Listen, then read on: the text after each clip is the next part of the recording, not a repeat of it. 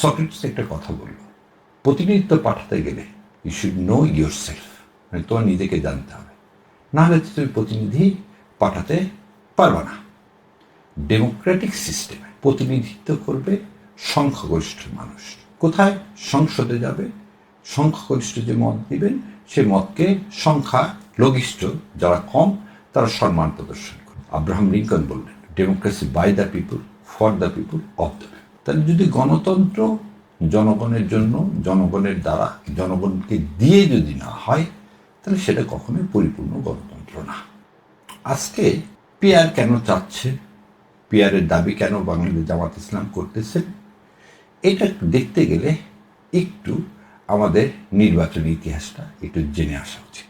1973 সালে নির্বাচনে আওয়ামী লীগ ক্ষমতায় ছিলেন এবং 1971 সালে ক্ষমতায় এসে আওয়ামী লীগ যে সিস্টেম করে গেছেন, ভারত যে সংবিধান রচনা করে দিয়েছে, তাতে ক্ষমতায় যে থাকবে তাকে নির্বাচনের মাধ্যমে পরাজিত করার কোনো উপায় নেই।